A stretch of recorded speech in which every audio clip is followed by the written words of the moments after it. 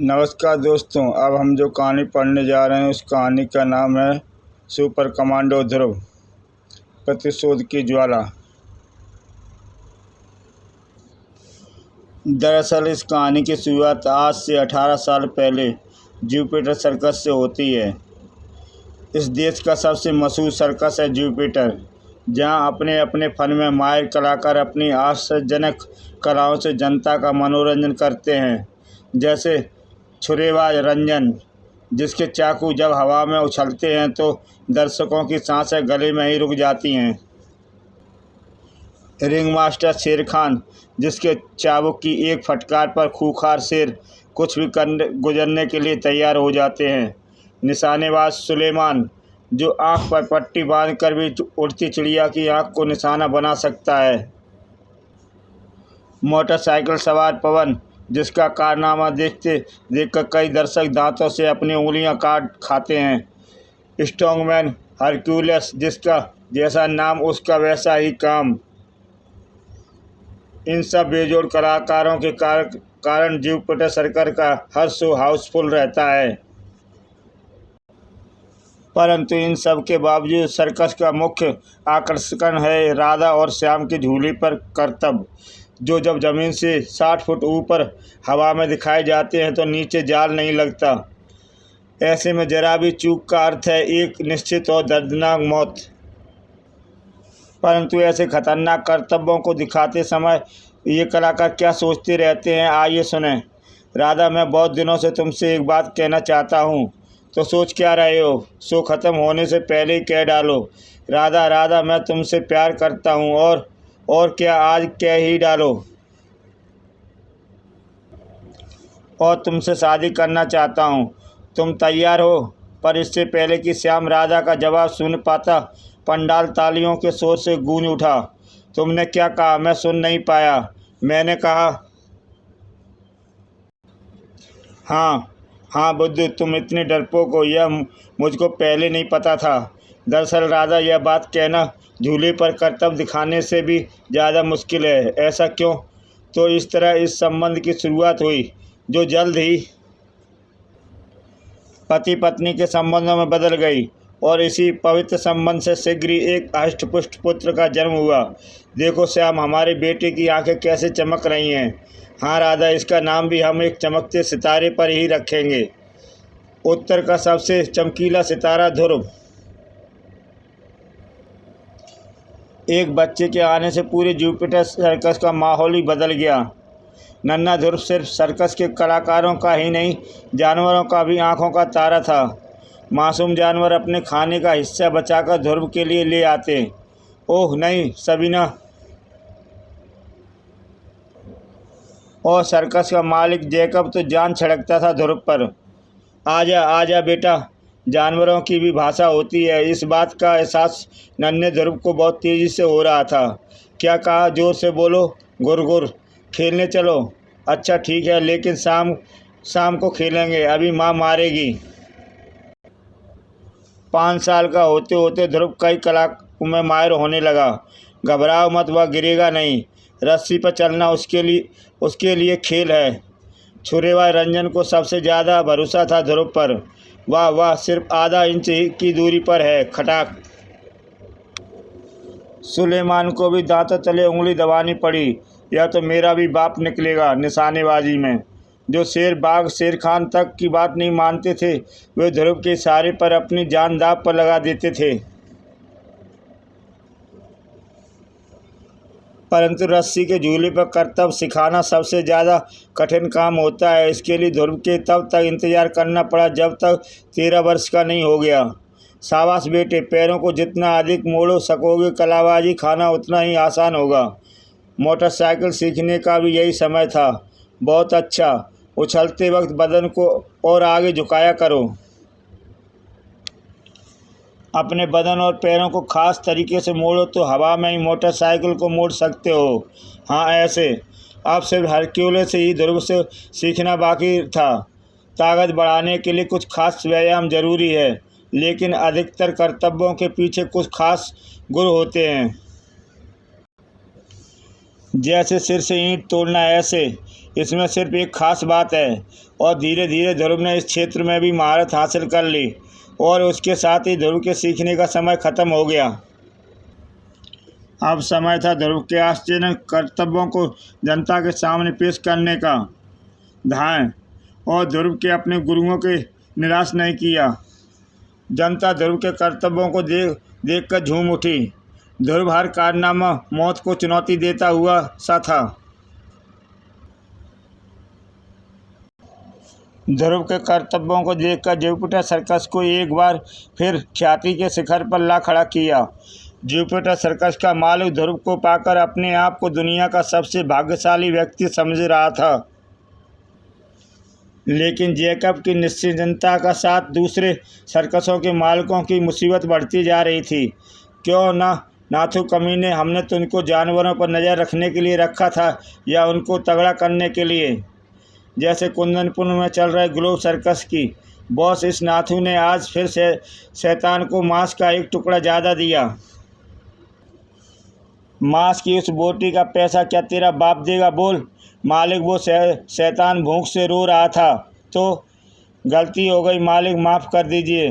तूने हमारा बहुत नुकसान किया है नाथू। जुविस्को इसे उसी बोटी का दाम वसूल कर लो। नहीं नहीं मालिक, रहने दीजिए। भयभीत नाथू पलटा, लेकिन तभी जुविस्को का बलिष्ठ मुक्का उसके आ लगा। बड़ाम! और इससे पहले कि इसके मुंह से चीख निकली, जुविस्को का दूसरा करारा वार उस पर पड़ चुका था। इस बार चीखने का कोई मौका न था, क्योंकि नाथू का मस्तिष्क धीरे धीरे अंधेरे में डूबता जा रहा था। अरे ये तो बेहोश हो गया। सिर्फ 2 घूंसों में बड़ा कमज़ोर निकला। बेचारे को शैतान की बड़ी चिंता थी। जीते जी तो बेचारा उसकी सेवा नहीं कर पाया, शायद मर कर सेवा कर जाए। हाँ, समझ गया बॉस। ही यू आर जीनियस बॉस। और जुविस्को उसको अपने कंधे पर डाल कर ऊपर चढ़ने लगा और सिर के पिंजरे में डाल दिया। ले बेटे शैतान, तेरा खाना आ गया। आज वह हड्डी तक चबा जाने के मूड में है। हाँ। शैतान ने पिछले 4 सालों से एक बार भी भरपेट खाना नहीं खाया था। बेचारा नाथू पैर फिसलने से शेर के पिंजरे में गिर पड़ा और मर गया। हाँ। लेकिन बॉस इतना खुश नहीं था। अब तो हमारे पास जानवरों का सारा खरीदने के लिए पैसा नहीं है। अब कल पता नहीं क्या होगा। आज के सभी शो की आमदनी का क्या हाल रहा है? हालत ख़राब है बॉस। क्या बात है, समझ नहीं आता। अब कोई ग्लोब सर्कस देखने आता ही नहीं है। ज़रूर कोई हमारे सर्कस का नाम बदनाम कर रहा है। अगर उसका सुराग है, शायद हमारा आखिरी शो ख़त्म हो गया हो। ये भी कोई सर्कस था? एकदम बकवास पापा। वह जो पिछले साल सर्कस आया था, क्या नाम था उसका? Jupiter circus. अरे उसकी और इसकी ग्लोब सर्कस की क्या तुलना। हाँ, यह ग्लोब सर्कस तो जुपिटर के पैरों की धूल तक नहीं है। अब ना तो ये दोबारा यह सर्कस देखने आऊँगा और ना ही किसी दोस्त को आने दूंगा। मैं भी गुर्र। जुपिटर पागल कर दिया है मुझको इस नाम ने। कभी हमारा सर्कस टॉप पर था, नोटों से लौटता था मैं। लेकिन जब से यह जुपिटर सर्कस आया हम दाने दाने को मोहताज हो गए हैं। ग्लोब सर्कस के जिंदा रहने का सिर्फ एक ही सूरत है और वह है जुपिटर की मौत। तुम जाओ और जुपिटर को पास भेज दो। उस रात ग्लोब सर्कस के मालिक और जुविस्को के बीच जो गुप्त बातचीत हुई, उससे एक ऐसी खूनी दौड़ शुरू हो गया जिससे ग्लोब और जुपिटर दोनों सर्कस बर्बाद हो गए। कुछ दिन बाद राजनगर से थोड़ी दूर एक बड़े से मैदान में लगे जुपिटर सर्कस का तंबू रात के आखिरी शो के बाद खाली हो गया था और जल्दी सारी सर्कस की बनियाँ धीरे धीरे बुझने लगी थी बत्तियाँ। जुविस्को को इसी का इंतजार था। वह तेज़ी से एक अंधेरे कोने की तरफ बढ़ा। अब पेट्रोल छिड़कना शुरू करता हूँ। समय बहुत कम है। और मिनटों में जुविस्को ने पूरे सर्कस की पेट्रोल के घेरे में कैद कर दिया। चलो, ये शुभ कार्य तो समाप्त हो गया। अब सारे जुपिटर वासी नींद में ही गॉड को प्यारे हो जाएंगे। हाँ। लेकिन कुछ लोग जाग भी रहे थे। अरे यह पेट्रोल, उफ बाल बच्चा बनना, इसके चिल्लाते ही सारा खेल खत्म हो जाता। अब सावधानी से काम करना पड़ेगा। जुबिस्को ने दूसरा कनस्टर उठाया और धीरे से तंबू के अंदर झांका। मैदान साफ है, अंदर कोई भी नहीं है, यही मौका है। जुबिस्को को सर्कस के तंबू में घुसते ही किसी ने भी नहीं देखा। उसके बलिष्ठ हाथों में पेट्रोल से भरा दूसरा कनस्तर खिलौने की तरह झूल रहा था। वह चुपचाप सर्कस के रिंग में पहुंचा। यहीं से शुरू करना सबसे अच्छा रहेगा। परंतु जुबिस्को की किस्मत उसके साथ नहीं थी। कौन हो तुम? रुक जाओ। श्याम अपने झूले की नई रस्सियां बांध रहा था। जुबिस्को समझ गया कि अब ज़्यादा वक्त नहीं है। धड़ाक! उसने एक झटके में कनस्तर रिंग पर्स पर पलट दिया। मैक श्याम की नथुनों तक पहुंची और वह लपका पेट्रोल, लेकिन तब तक देर हो चुकी थी। आग आग, भागो! जुबिस्को बाहर की तरफ भागा। कनस्तर ले चलूं? बॉस ने कहा था कि कोई सबूत मत छोड़ना। परंतु अगले ही पल श्याम की लात उनकी पीठ पर घोड़े की दौलती की तरह पड़ी। धाम! अंदर ध्रुव अपने कपड़े बदलने ही जा रहा था कि आग! वह तेजी से बाहर भागा और उसकी नज़र सबसे पहले जुबिस्को और अपने पिता श्याम पर पड़ी। नहीं, ताकत में जुबिस्को श्याम से दुगना था। उसका हाथ घूमा, श्याम की कनपट्टी पर एक करारी चोट पड़ी और वह होश खो बैठा। आह! जुबिस्को ने श्याम को हवा में उठा लिया और इससे पहले कि ध्रुव आग की लपटों को पार करके उन तक पहुंच पाता, बेहोश श्याम को जुबिस्को ने जलती आग में झोंक दिया। श्याम पल भर में राख हो गया। नहीं! चीख सुनकर ध्रुव की तरफ पलटा। आग की रोशनी में चमकता हुआ जुबिस्को का चेहरा संसार का क्रूरतम चेहरा लग रहा था। परंतु अब पकड़े जाने की संभावना बढ़ती जा रही थी। जुबिस्को बाहर की तरफ भागा और ध्रुव उसके पीछे लपका। उसकी सोचने समझने की ताकत गुम हो चुकी थी। अब उसके दिमाग में सिर्फ एक ही शब्द बार बार गूंज रहा था, बदला। दोनों के बीच में अब भी काफ़ी दूरी थी। कनस्तर क्यों लादे हैं? फेंको इसे! जुबिस्को ने बार इंतजार कर रही कार का दरवाज़ा खोला और कार एक झटके के साथ दौड़ पड़ी। ध्रुव भी बिना कोई वक्त खोए अपनी मोटरसाइकिल की तरफ लपका और उसकी स्पेशल मोटरसाइकिल आग की दीवारों के ऊपर से कूदती हुई जुबिस्को की कार के पीछे लग गई। अंदर जुपिटर सर्कस में मौत का तांडव मचा हुआ था। आग की खुखार लपटें हर किसी को अपनी लपेट में लेने के लिए लपक रही थीं। मौत की दहशत से आग भाग रहे गैंडों और हाथियों के पैरों तले कई नामी कलाकार कुचले जा रहे थे। लेकिन इन सबसे अनजान ध्रुव की मोटरसाइकिल मानो हवा से उड़ती जा रही थी। ध्रुव अब भी हमारे पीछे लगा है बॉन्ड, चिंता मत करो। जो इसको यहाँ काम तुम मुझ पर छोड़ दो। मेरा निशाना स्टार सर्कस तक मैं कभी नहीं चूका। नमूना हाजिर है। एक पिस्टलधारी हाथ कार से बाहर निकला। ध्रुव पल भर में समझ गया कि निशाना उसका सिर है। एक धमाका हुआ, साथ ही साथ ध्रुव की मोटरसाइकिल हवा में उछली। गोली और ध्रुव के सिर के बीच में मोटरसाइकिल का अगला पहिया आ गया और मोटरसाइकिल एक झटके से पलट गई। जमीन पर असहाय पड़ा ध्रुव अंधेरे में गुम होती कार की लालटेन लाइटों को देखता रह गया। तभी उसको जलते जुपिटर सर्कस का ध्यान आया। वह उठा और पलटकर सर्कस की तरफ भागने लगा। लेकिन ध्रुव के वहां पहुंचने से पहले ही सब कुछ खत्म हो चुका था। नहीं, ये नहीं हो सकता। आग की प्रचंड लपटों ने सब कुछ जलाकर राख कर दिया था और साथ ही राख हो गए थे जुपिटर सर्कस से सभी कलाकारों के साथ ध्रुव के माता पिता और राधा और श्याम। ध्रुव ने अपनी इस दुनिया में अकेला रह गया। शुभ बिल्कुल अकेला। और धीरे धीरे अपना चेहरा उठाया। आंसुओं से भीगे उसके चेहरे पर दो आंखें अंगारों की तरह चमक रही थीं। मैं इस राख को उठाकर कसम खाता हूँ कि मैं उन खुखार दरिंदों को नहीं छोड़ूंगा, कभी नहीं। यह ध्रुव की प्रतिज्ञा है और ध्रुव अपनी बात पर अटल रहता है। अचानक आकाश पर दूर दूर तक घने बादल छा गए। बिजलियां कड़कने लगीं, हवा तेजी से बहने लगी। शायद भगवान स्वयं ध्रुव की इस प्रतिज्ञा से दहल उठे थे और जोरों से बारिश शुरू हो गई। घटनास्थल शहर से दूर होने के कारण फायर ब्रिगेड की गाड़ियां अब तक नहीं आ पाई थीं, लेकिन अब उसकी आवश्यकता भी नहीं थी। बारिश की तेज बौछार ने जुपिटर सर्कस की आग को पूरी तरह बुझा दिया था, परंतु ध्रुव के दिल में लगी आग अब तक धधक रही थी। वह मुड़ा और तेजी से एक तरफ चल पड़ा। दूसरी तरफ ग्लो सर्कस के लिए यह खुशी मनाने का दिन था। शाबाश शाबाश जुविस्को, मुझको तुमसे यही उम्मीद थी, पर तुमको किसी ने देखा तो नहीं? क्यों? वो बॉस, वह ध्रुव ने हमको देखा था। वाट? ध्रुव ने? यानी वह जिंदा है? ओफ, तब तो वह तुमको पहचान गया होगा और यहाँ पर आता ही होगा। आप चिंता मत कीजिए बॉस, जुविस्को के रहते आप। शट अप गधे, उसका नाम ध्रुव है, ध्रुव। वह तुम जैसे दो तीनों को एक साथ संभाल सकता है। Guard guard.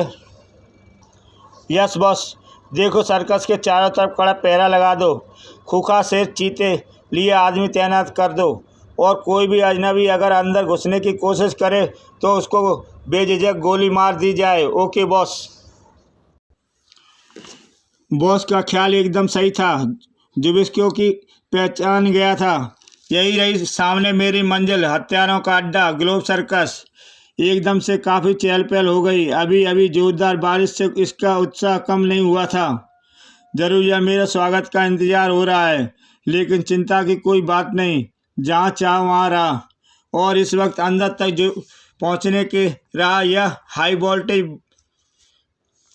Voltage tension cable रहेगी। केबल पर चलता हुआ ध्रुव सिरे से रस्से पर चलने जैसा था। लगता है इस केबल से पूरे ग्लोब सर्कस की बिजली सप्लाई होती है, लेकिन इस वक्त मेरे दिमाग में इसका एक और बेहतरीन उपाय आ रहा है। तार के दूसरे सिरे पर पहुंचकर ध्रुव ने एक क्षण को पलटा। कड़ाक।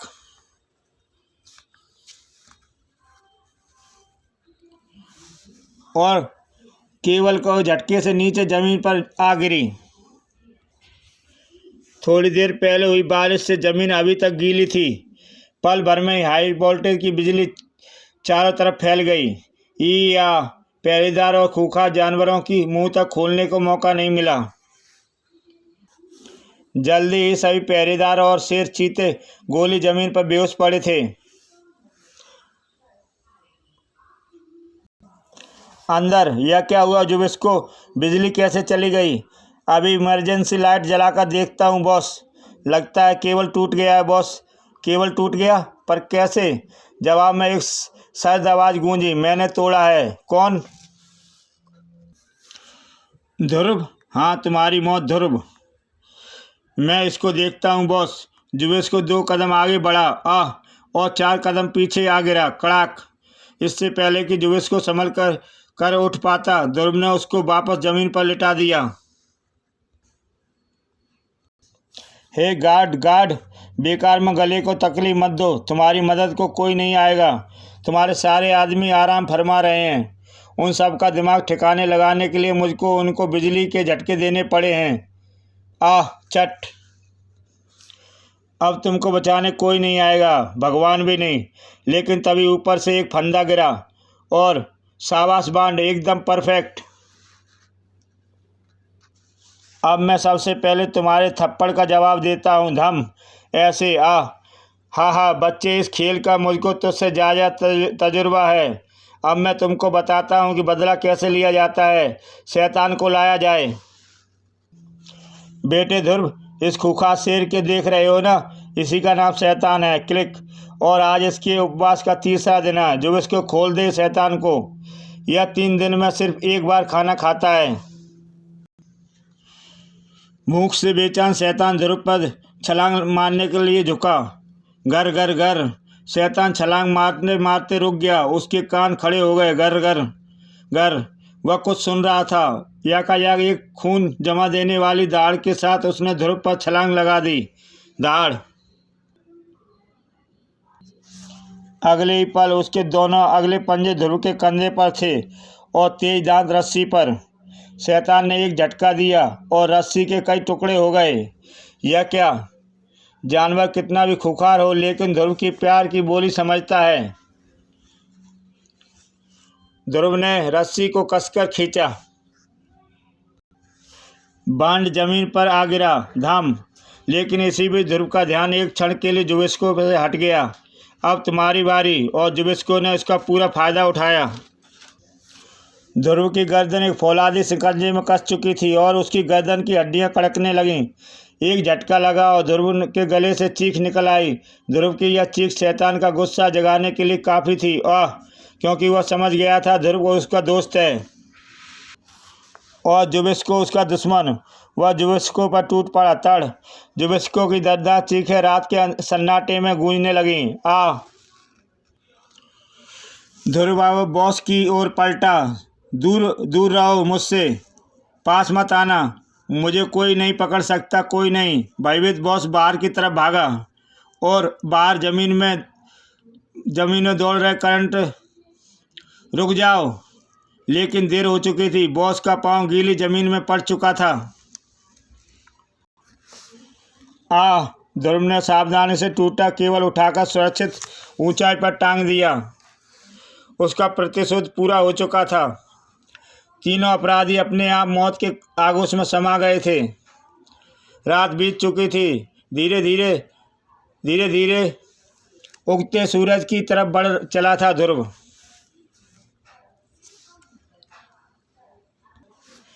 अगले दिन श्री रंजन मेहरा के ऑफिस में। मैं तुम्हारी अकल की दाद देता हूँ। हमने तुम्हारी कहानी को जांच के बाद सही पाया। ध्रुव जुपिटर सर्कस के बाहर पड़े दोनों कनिस्तरों पर जुबिस्को की उंगलियों के निशान थे। कमाल का सबूत लाए हो तुम। वाह, धन्यवाद एसपी अंकल। एक बात और, जुपिटर सर्कस के मालिक मिस्टर जैकब ने सर्कस का दुर्घटना बीमा तुम्हारे नाम से कराया था। यानी आज से तुम 50 लाख रुपए के मालिक हो।